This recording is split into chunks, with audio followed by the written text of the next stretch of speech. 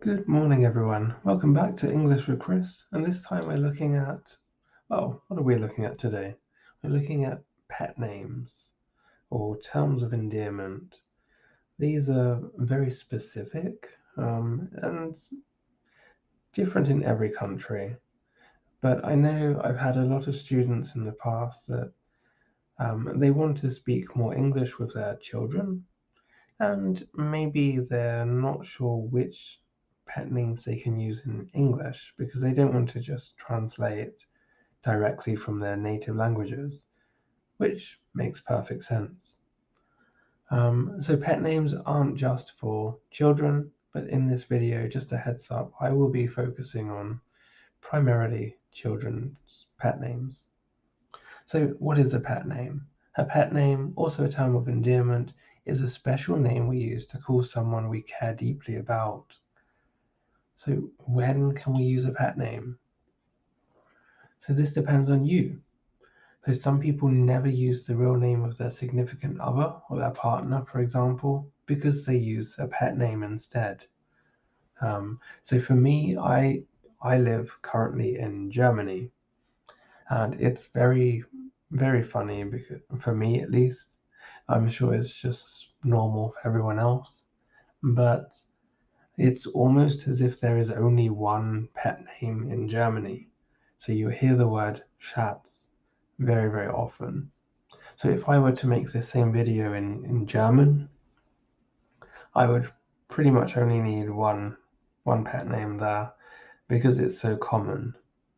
And for me, this sort of detracts a bit from what a pet name is.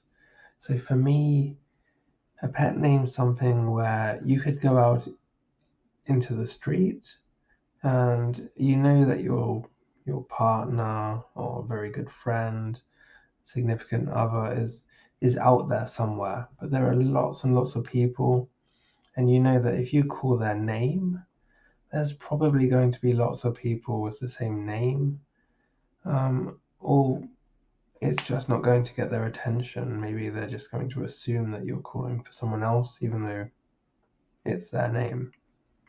Whereas a pet name is something very specific to that person.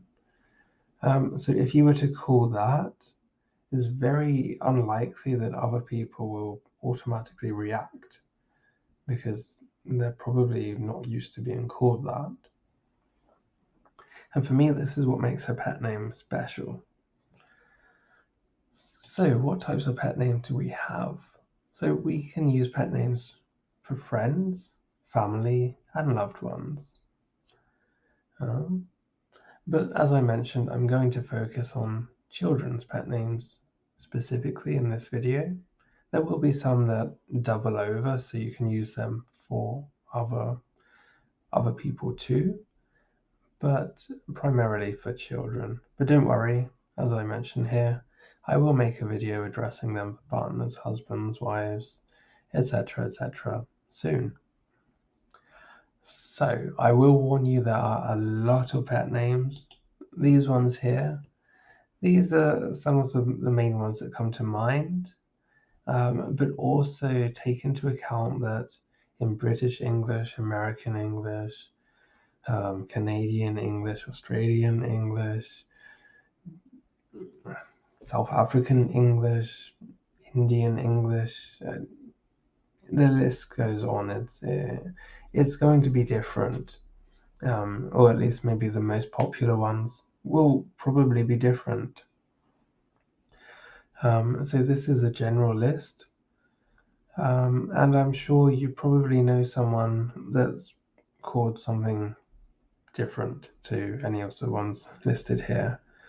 You can literally find thousands of pet names, and of course some will be so specific you will never find them because it's something very unique attributed to one person. But these ones, like I mentioned, for children, these are very, very common ones.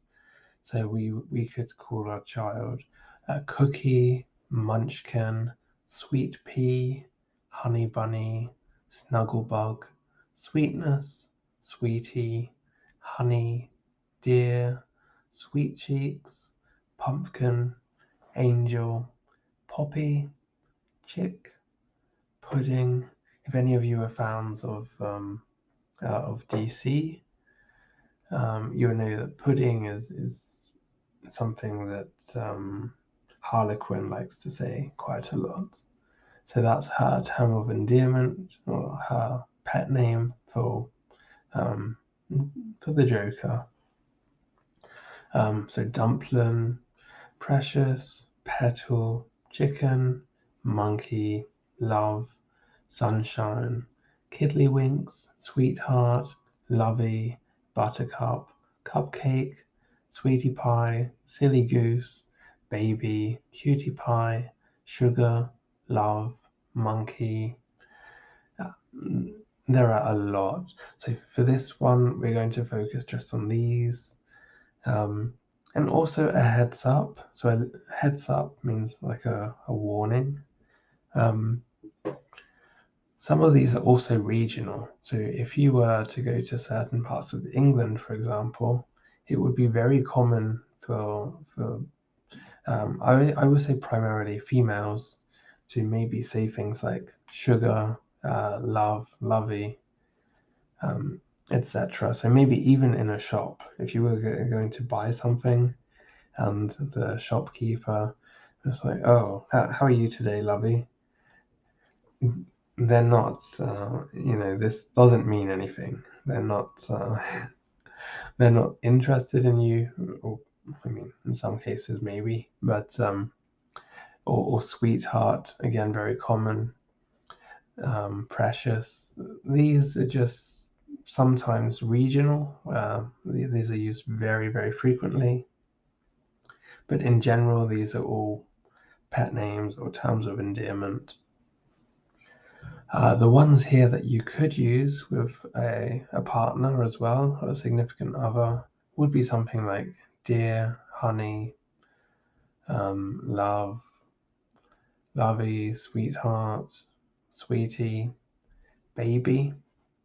Baby is a weird one. So we do use this a lot with babies, or young children. So maybe we're talking about a toddler or possibly even a little bit older. We could still call them baby, because we're doing it in a loving way. Although I'm sure some toddlers would disapprove. But weirdly, then we could also use this with people of any age, really. So if you have a partner, you could call them baby. So it's a strange one, this one. Sugar, again, quite popular. But yeah, like I mentioned, these will primarily be ones for young children.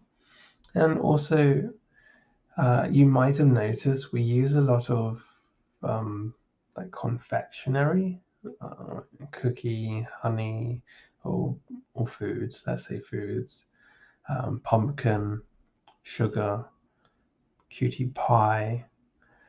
And then we use a lot of animals for some reason. So we have like monkey, bear, deer, chick, silly goose, and there are so many more. Like I mentioned, we're just going to focus on these ones. So that's going to be it for this list. I hope you learned something, or maybe you have one now that you can start using if you didn't beforehand. But like I mentioned, it's always it's personal, so it's whatever you feel best with using. And I'm also curious, which ones do you know? Did you know these already? Maybe. If not, which ones did you pick up? And I'm really curious, which ones do you use in your native language? So, I mean, I have some experience with some other languages, like I mentioned with German, and I know that they're so different. So I'd be very interested to know which ones you know or which ones you use in your native language. So write them in the comments below. I'd love to read them. Okay, so hope you enjoyed the video. Do come back tomorrow for word of the day, or depending on what day it is. a different video. Well, word of the day is every day. Yep, so I hope you're enjoying your day and continue to do so. Take care, all the best, and bye for now. Bye bye.